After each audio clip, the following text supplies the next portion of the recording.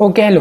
तो आज हम लोग बहुत ही एक इम्पॉर्टेंट चीज़ के बारे में डिस्कशन करने वाले हैं और उस चीज़ को हम बोलते हैं इक्वी पोटेंशियल सरफेस। अब वैसे देखा जाए ना तो इसके नाम में ही सारी चीज़ें ऑलरेडी हैं, ठीक है। इसके नाम में ही क्या है, इक्वी, ठीक है। तो इक्वी मतलब इक्वल, ओके। तो इक्वी मतलब इक्वल, पोटेंशियल, ठीक है। तो इक्वल पोटेंशियल वाले सरफेस, कहने का मतलब ये है कि हम कुछ ऐसे सरफेसेस के बारे में बात करने वाले हैं। लाइक मान लो कोई ये एक सरफेस है, इस सरफेस के हर पॉइंट पे, ठीक है, एक इस पॉइंट, इस पॉइंट, इस कोई सा भी तुम पॉइंट उठा लो, हर पॉइंट पे जो पोटेंशियल होगा वो क्या होगा, सेम होगा।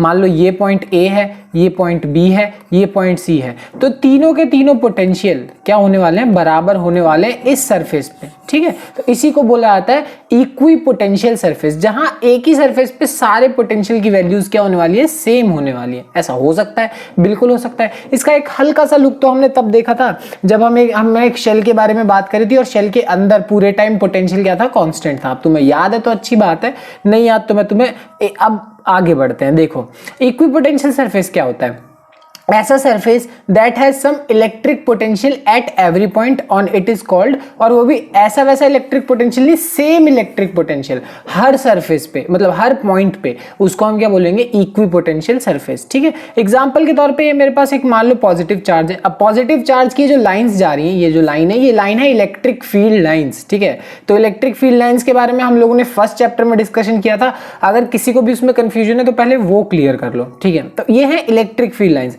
अब यहाँ पे तुम सरफेस देख सकते हो, जैसे ये वाला एक सरफेस है, ठीक है, ये वाला अंदर वाला एक सरफेस है। तो ये जो सरफेसेस हैं, इन्हीं सरफेसेस को हम क्या बोलते हैं, इक्वी पोटेंशियल सरफेस। क्यों, देख जरा ध्यान से नोटिस करो, यहाँ पे मान लो मैंने एक पॉइंट बी बना रखा है और एक पॉइंट ए बना रखा है। अब ए पॉइंट पे भी जो पोटेंशियल होगा और जो बी पॉइंट पे भी पोटेंशियल होगा, दोनों पोटेंशियल क्या होंगे, बराबर होंगे। क्यों, क्योंकि दोनों एक ही सरफेस पे लाई कर रहे हैं, इसी सरफेस पे लाई कर रहे हैं, और इसी सरफेस को हमने क्या बोला है, इक्वी पोटेंशियल सरफेस, क्योंकि इस सरफेस के हर पॉइंट पे इलेक्ट्रिक पोटेंशियल की वैल्यू क्या होगी, इक्वल होगी, सेम होगी। समझ में आ गई बात। तो अब हम देखने वाले हैं इस इक्वी पोटेंशियल सरफेसेस की प्रॉपर्टीज, ठीक है। प्रॉपर्टीज मतलब क्या क्या खास बातें हैं इसके बारे में। सबसे पहली बात यह है कि no work is done in moving a test charge over an equipotential surface. मतलब किसी इक्वी पोटेंशियल सरफेस के ऊपर अगर तुम किसी चार्ज को मूव कराते हो तो उसके ऊपर चार्ज मूव कराने के लिए तुम्हें कोई भी वर्क डन नहीं करना पड़ेगा, ठीक है। इसका क्या मतलब है, पॉइंट ए पे, ठीक है, अब मान लो पॉइंट ए पे पोटेंशियल की वैल्यू है वी ए, ठीक है। पॉइंट बी पे पोटेंशियल की वैल्यू मान लो क्या है, वी बी, ठीक है। अब वर्क डन का फॉर्मूला क्या होता है, वर्क डन का फॉर्मूला क्या होता है, क्यू इंटू वी। ये फॉर्मूला तुम्हें याद होगा, अब नहीं याद तो याद करो भाई, ये छोटी छोटी चीजें बहुत बार करा दी। वर्क डन का फॉर्मूला क्या है, क्यू इंटू वी। अब ठीक है, मान लो इस चार्ज को तुमने ए पॉइंट से बी पॉइंट तक मूव कराया है, तो ए पॉइंट से बी पॉइंट तक है ना, तो पोटेंशियल डिफरेंस का फॉर्मूला तो हमने देखा ही है कि कितना डिफरेंस आता है। तो ए पॉइंट से बी पॉइंट ऐसे माइनस कराओगे। अब तुम्हें पता है मैंने कि वी ए और वी बी बिल्कुल बराबर है। अब ये बराबर है तो इससे ये कट जाएगा, फाइनली डब्ल्यू की वैल्यू कितनी आएगी, 0 आएगी। अब कहने का मतलब क्या है कि जब पोटेंशियल में डिफरेंस ही नहीं है तो माइनस करोगे तो आंसर 0 ही आएगा, और वर्क डन की वैल्यू भी कितनी आएगी, 0 ही आएगी। यानी किसी भी इक्वी पोटेंशियल सरफेस पे जो वर्क डन तुम्हें करना पड़ता है उसकी वैल्यू कितनी होती है, 0 होती है। कितनी होगी, 0 होगी, ठीक है। ये बहुत छोटी बट बहुत इंपॉर्टेंट बात है। अगली प्रॉपर्टी, ये प्रॉपर्टी क्या बोलती है कि electric field lines is always normal to equipotential surfaces at every point. मतलब इलेक्ट्रिक फील्ड लाइंस हमेशा इक्विपोटेंशियल सरफेसेस की क्या होने वाली है, नॉर्मल होने वाली है, उसके परपेंडिकुलर होंगी, ठीक है। अब जैसे कि हमने ये देखा ही था, अब ये पॉजिटिव चार्ज बीच में रखा हुआ था, तुम चाहो तो यहाँ पे खुद नोटिस कर सकते हो कि ये इलेक्ट्रिक फील्ड लाइंस है, हर बार इसके ऊपर कितने एंगल बना रहे हैं, 90 डिग्री 90 डिग्री 90 डिग्री एंगल बना रहा है कि नहीं बना रहा। तो इक्विपोटेंशियल सरफेस पे हमेशा इलेक्ट्रिक फील्ड लाइंस कैसे होंगी, परपेंडिकुलर होंगी। चाहे वो पॉइंट चार्ज की बात करो या किसी और चार्ज की भी बात करो, हमेशा इक्विपोटेंशियल सरफेस और इलेक्ट्रिक फील्ड एक दूसरे के ऊपर परपेंडिकुलर होंगे। चलो मान लो ऐसा नहीं होता, मान लो परपेंडिकुलर नहीं होता, ये मेरा एक सरफेस है और इस पे वो कुछ एंगल बना रहा है, ठीक है, कुछ ऐसे एंगल बना रहा है। अब तुम लोग को मालूम होगा कि अब सरफेस है तो हमें यहाँ पे एक ऐसे वो बनाना पड़ेगा, थीटा पे मान लो इसका ये वाला कंपोनेंट होगा और एक ये वाला कंपोनेंट होगा, ठीक है। दो कंपोनेंट हो जाने वाले, एक मतलब सरफेस के साथ वाला कंपोनेंट होता है वो कॉस कंपोनेंट होगा, और दूसरा वाला कंपोनेंट क्या होता है, साइन वाला कंपोनेंट होगा। अब खुद सोचो, चलो साइन वाला कंपोनेंट तो वैसे ही उसका कुछ नहीं बिगाड़ रहा है, एक बार फिर से देखो, ये मान लो ऐसे कुछ एंगल बना रहा है थीटा, ठीक है। तो इसके साथ वाला जो कंपोनेंट होगा वो क्या होगा, कॉस कंपोनेंट, और जो दूसरा वाला कंपोनेंट होगा ऐसे वो क्या होगा, साइन कंपोनेंट। अब मान लो, चलो मान लो कि ये कंपोनेंट तो वैसे ही उसका कुछ नहीं बिगाड़ रहा है, एट द एंड ये फिर से परपेंडिकुलर ही हो गया। मेन बात आती है इसकी, अब ऐसा अगर होता तो यानी इस सरफेस पे इलेक्ट्रिक फील्ड है, ठीक है, सरफेस पे इलेक्ट्रिक फील्ड है। अब तुम लोग को याद होगा मैंने एक फॉर्मूला कराया था, E is equals to dV/dr, याद है? यानी अगर इलेक्ट्रिक फील्ड की वैल्यू अगर तुम्हें देखनी है तो तुम्हें पक्का देख रहे होगे कि क्या नाम है, पोटेंशियल चेंज हो रहा होगा। इसका क्या मतलब है, जैसे अगर इस सरफेस पे ऐसे इलेक्ट्रिक फील्ड है, यहां पे भी है, यहां पे भी है, ऐसे इलेक्ट्रिक फील्ड है, यानी पक्का पोटेंशियल की वैल्यू क्या हो रही होगी, चेंज हो रही होगी। इस पॉइंट पे अलग होगी, इस पॉइंट पे अलग होगी, इस फॉर्मूले के हिसाब से। dV/dr, डी का मतलब ही क्या होता है, चेंज होता है, डिफरेंशिएशन वाला मतलब ही क्या होता है, चेंज होता है। अब खुद सोचो, अगर डिफरेंट पोटेंशियल एक ही मतलब सरफेस पे अगर दो पॉइंट पे अलग अलग पोटेंशियल होते तो ये जो बात है, ये हमारे इक्विपोटेंशियल सरफेस की जो पूरा पॉइंट है वो पॉइंट ही खत्म हो गया ना। इक्विपोटेंशियल सरफेस का मतलब ही क्या है कि हर पॉइंट पे जो पोटेंशियल की वैल्यू होगी वो क्या होगी, सेम होगी। बट अगर परपेंडिकुलर नहीं हुआ तो एक ही मतलब सरफेस के दो अलग अलग पॉइंट्स पे अलग अलग पोटेंशियल हो जाएंगे, जो कि बात क्या हो गई, बिल्कुल गलत हो गई। इसीलिए हमेशा इक्विपोटेंशियल सरफेस पे इलेक्ट्रिक फील्ड लाइंस हमेशा क्या होती हैं, परपेंडिकुलर होती हैं। अगली बात बड़ी ही इजी और बड़ी ही सिंपल है, और वो क्या है कि जो इक्विपोटेंशियल सरफेसेस होते हैं वो स्ट्रॉन्ग फील्ड वाले रीजन्स में क्या होते हैं, पास पास होते हैं, और वीक फील्ड वाले रीजन में क्या होते हैं, दूर दूर होते हैं। जैसा कि तुम यहाँ पे देख सकते हो, एक पॉजिटिव चार्ज के पास पास वाला जो एरिया है, एकदम उसके बगल बगल वाला एरिया है, वहां तुम नोटिस करोगे कि इक्विपोटेंशियल सरफेस कितने पास पास है, और जैसे जैसे तुम दूर जा रहे हो देखो कितना डिस्टेंस आ गया दोनों के बीच में। तो मेरे कहने का मतलब यही है कि जब इक्विपोटेंशियल सरफेस पास पास में होंगे तो क्या होगा, वहां पे फील्ड क्या होगा, स्ट्रांग होगा। अब ये बात तो कहने वाली बात ही नहीं है, एक चार्ज जो है उसके पास का जो एरिया होता है, वो जो पास का एरिया होता है वो कैसा होता है, स्ट्रांग होता है कि नहीं होता। एक चार्ज के जितने तुम पास रहोगे उतना पास में क्या होगा, स्ट्रांग इलेक्ट्रिक फील्ड होगा। इलेक्ट्रिक फील्ड का फॉर्मूला क्या होता है, K/Q1/r² होता है कि नहीं होता। अब r² पे है, जितना तुम दूर जाओगे वीक फील्ड होगी, जितना पास जाओगे स्ट्रांग फील्ड होगी। यानी पास में स्ट्रांग फील्ड है, और देख सकते हो पोटेंशियल सरफेस भी क्या है, पास पास में है, और दूर जाते जाते क्या होते हैं, वीक होते जा रहा है, इसलिए वो क्या हो रहा है, दूर दूर होता जा रहा है। अगली प्रॉपर्टी भी बहुत ज्यादा इंपॉर्टेंट है, और वो ये है कि कभी भी तुम्हें दो इक्विपोटेंशियल सरफेसेस इंटरसेक्ट करते हुए नजर नहीं आएंगे, ठीक है। मतलब क्या है कि अगर मान लो वो इंटरसेक्ट करते भी हैं तो होगा क्या कि एक ही पॉइंट पे, एक ही सरफेस पे उसकी दो दो वैल्यूज हो जाएंगी। किसकी दो दो वैल्यूज हो जाएंगी, to values of electric potential eight point of intersection. अब देखो कैसे, इक्विपोटेंशियल सरफेस का मतलब क्या है कि ये एक सरफेस है और इस पूरे सरफेस पे पोटेंशियल की वैल्यू V है, ये एक सरफेस है, उस पूरे पोटेंशियल पे वैल्यू क्या है, V2 है। चलो मान लो V1 है और V2 है। अब मान लो इस पूरे सरफेस पे V2 है और इस पूरे सरफेस पे V1 है। यहां इंटरसेक्ट जहां हो रहा है, इस पूरे एक ही पॉइंट पे कितने हो जाएंगी, दो वैल्यूज हो जाएंगी, V1 भी हो जाएगी और V2 भी हो जाएगी। तो क्या एक ही पॉइंट पे दो पोटेंशियल होना पॉसिबल है? नो, बिल्कुल भी नहीं, ऐसा कभी भी पॉसिबल नहीं है। इसीलिए तुम्हें कभी भी इक्विपोटेंशियल सरफेसेस इंटरसेक्ट करती हुई नजर नहीं आएंगे, क्योंकि वो इंटरसेक्ट कर ही नहीं सकती, वो एक दूसरे से डिस्टेंस पे ही रहती है हमेशा, ठीक है ना। इस सिंपल सी बात थी बहुत।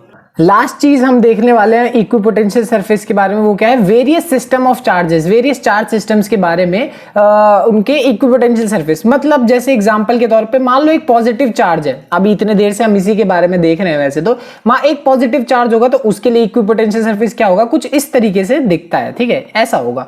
मतलब शुरुआत के सर्कल्स बहुत पास पास में होंगे, ठीक है, फिर एकदम से सर्कल्स क्या होने लगेंगे, काफी दूर दूर होने लगेंगे, उनके बीच का डिस्टेंस बढ़ने लगेगा। अब ये चीज क्या इंडिकेट करती है, ये चीज मैं तुम्हें ऑलरेडी बता चुका हूं क्या इंडिकेट कर रही है। जब वो पास पास में है तो वो इंडिकेट कर रहा है कि फील्ड, इलेक्ट्रिक फील्ड क्या है, स्ट्रांग है। और जैसे ही वो दूर दूर उनके बीच में डिस्टेंस बढ़ने लग रहा है, इसका मतलब है इलेक्ट्रिक फील्ड क्या है, वीक होती जा रही है। अब क्या हो रही है, वीक हो रही है। ये बात बहुत सिंपल सी बात है। ये बात तुमने वैसे भी नोटिस करी कि एक पॉजिटिव चार्ज है, उससे जितना दूर जाओगे इलेक्ट्रिक फील्ड वीक होती जाएगी। तो इलेक्ट्रिक पोटेंशियल सरफेसेस, सिंपल तुम्हें अगर समझना है तो उसका सिंपल रूल ये है कि वो जितने जहां जिस पोजीशन पे वो पास में होंगे, इसका मतलब वहां इलेक्ट्रिक फील्ड क्या है, स्ट्रांग है, और जिस पोजीशन पे वो दूर होंगे, इसका मतलब है इलेक्ट्रिक फील्ड वहां पे क्या है, वीक है। ये हर जगह तुम्हें देखने को मिलेगा। नेक्स्ट जो हमारे पास इक्विपोटेंशियल सरफेस है वो क्या है कि दो इक्वल और अपोजिट चार्जेस, बेसिकली एक डाइपोल। अब डाइपोल के लिए इक्विपोटेंशियल सरफेस कुछ इस तरीके से नजर आएगा तुम्हें। अब ये तुम नोटिस करोगे कि नेगेटिव चार्ज, पॉजिटिव चार्ज, इनके अंदर की जो लाइंस है वो काफी पास पास में है। देखो जरा नोटिस करो, अंदर की लाइंस काफी पास पास में है कि नहीं है, देखो। और वही जब तुम इस साइड जा रहे हो तो लाइंस क्या हो रही हैं, काफी फार दूर दूर जा रही है कि नहीं है। अब ऐसा क्यों हो रहा है जरा नोटिस करो। अब तुम्हारे पास एक डाइपोल है, ठीक है। अब ये डाइपोल के बारे में हमने देखा है, नेगेटिव चार्ज और एक पॉजिटिव चार्ज। तुम्हें इलेक्ट्रिक फील्ड चेक करनी है कि कहां स्ट्रांग है और कहां वीक है। चलो मान लो तुम बीच में चेक करना चाहते हो तो टेस्ट चार्ज लाते हैं, छोटा सा टेस्ट चार्ज लेके आएंगे। अब पॉजिटिव है ये, अब ये इसको क्या करेगा, अट्रैक्ट करेगा और ये इसको क्या करेगा, रिपेल करेगा। तो ये वाला भी इसको इधर की तरफ खींच रहा है, ये वाला भी इसको इधर की तरफ धक्का दे रहा है। यानी दोनों के दोनों फोर्स एक ही डायरेक्शन में और किधर है, लेफ्ट है। यानी देख रहे हो कि दो फोर्स हैं, दोनों लेफ्ट साइड में लग रहे हैं। क्या है, काफी स्ट्रॉन्ग फील्ड बनेगी बीच में। और ये बात मैं तुम्हें डाइपोल में पहले भी बता चुका हूं कि एक इलेक्ट्रिक डाइपोल के बीच में दोनों चार्जेस के बीच में जो इलेक्ट्रिक फील्ड होती है या फिर जो दोनों के बीच में फोर्स होता है वो क्या होता है, स्ट्रांग होता है। क्यों होता है, क्योंकि नेगेटिव वाला भी उसको इधर खींच रहा है, पॉजिटिव वाला भी इधर ही धक्का लगा रहा है। तो वो साथ में ऐड होंगे तो स्ट्रांग बनेगा, और स्ट्रांग बन रहा है इसीलिए लाइन क्या है, पास पास में। वही अगर तुम दूर देखो, नेगेटिव हो गया और पॉजिटिव हो गया। अब तुम इस वाली पोजीशन पे देखो तो ये उसको क्या करेगा, अट्रैक्ट करेगा और ये उसको क्या करेगा, धक्का लगाएगा। तो अब एक फोर्स इधर है, एक फोर्स इधर है, और तुम नोटिस करोगे कि जब दोनों फोर्स एक दूसरे के दूसरे अपोजिट डायरेक्शन में तो क्या होंगे, सबट्रैक्ट होंगे। और जब माइनस होंगे तो इलेक्ट्रिक फील्ड की वैल्यू क्या होगी, घटेगी। और इसीलिए लाइंस क्या हो रही हैं, दूर दूर हो रही हैं। तो देखो कंफ्यूजन रखनी नहीं है, सिर्फ इक्विपोटेंशियल सरफेस पास वहां होंगे जहां पे इलेक्ट्रिक फील्ड स्ट्रांग होगी, और स्ट्रांग कहां है इस केस में, बीच में स्ट्रांग है। और दूर वहां होंगे जहां पे इलेक्ट्रिक फील्ड क्या होगी, वीक होगी। और दूर कहां, वीक कहां है, यहाँ पे दोनों के अपोजिट साइड्स में, ठीक है। तो अब हमारे पास क्या होने वाला है कि equipotential surface of two equal और सेम चार्ज, दो सेम और इक्वल चार्जेस के बीच में अगर तुम्हें इक्विपोटेंशियल सरफेस बनाना हो, लाइक मान लो पॉजिटिव चार्ज है और पॉजिटिव चार्ज है, ठीक है, या फिर नेगेटिव चार्ज है या नेगेटिव चार्ज है, इनके बीच में अगर बनाना है तो पॉजिटिव और बीच में कोई चार्ज रख दिया तुमने,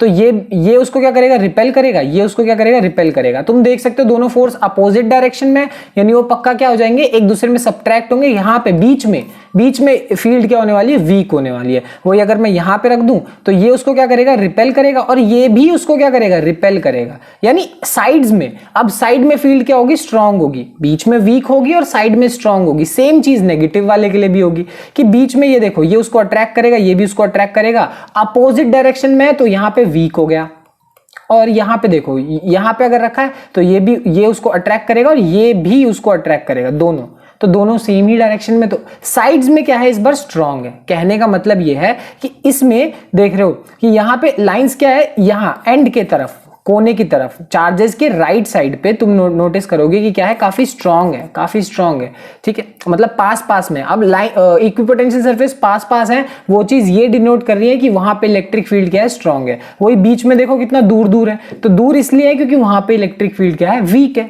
ठीक है। अब वही आ जाओ यहाँ पे भी तुम नोटिस कर सकते हो कि देखो बीच में कितना दूर है, और यहाँ जाते हुए क्या हो गए, पास में हो गए। वो इसीलिए हो रहे हैं क्योंकि राइट साइड में, मतलब चार्ज के इधर और इस चार्ज के इधर इलेक्ट्रिक फील्ड क्या है, स्ट्रांग है, और बीच में क्या है, काफी वीक है, इस वजह से, ठीक है। अगर ये जो लाइंस के साथ समझने में प्रॉब्लम हो रही है तो इस तरीके से नोटिस करो, ठीक है। अब इस तरीके से नोटिस करोगे, ये मेरे पास एक डाइपोल था, ठीक है, नेगेटिव चार्ज और पॉजिटिव चार्ज, उसके बीच वाले में देखो कितना पास में है लाइंस, वो यही डिनोट कर रहा है कि वहां पे क्या है, काफी स्ट्रांग फील्ड है और यहाँ पे वीक है। वही इनके केस में देखो, बीच में दूर है और इधर क्या है, पास है। वो यही डिनोट कर रहा है कि बीच में फील्ड क्या है, वीक है, और राइट साइड्स पे और लेफ्ट साइड्स पे क्या है, स्ट्रांग है, ठीक है।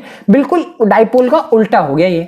आखिरी केस जो है वो क्या है, equipotential surface for uniform electric field. अगर मान लो यूनिफॉर्म इलेक्ट्रिक फील्ड है तो तुम क्या करोगे, तो यूनिफॉर्म इलेक्ट्रिक फील्ड के लिए इक्विपोटेंशियल सरफेस कुछ इस तरीके से बनेंगे। अब क्यों ऐसा बना, यूनिफॉर्म इलेक्ट्रिक फील्ड बिल्कुल ऐसी होती है, ये बात तुम्हें मालूम है ना।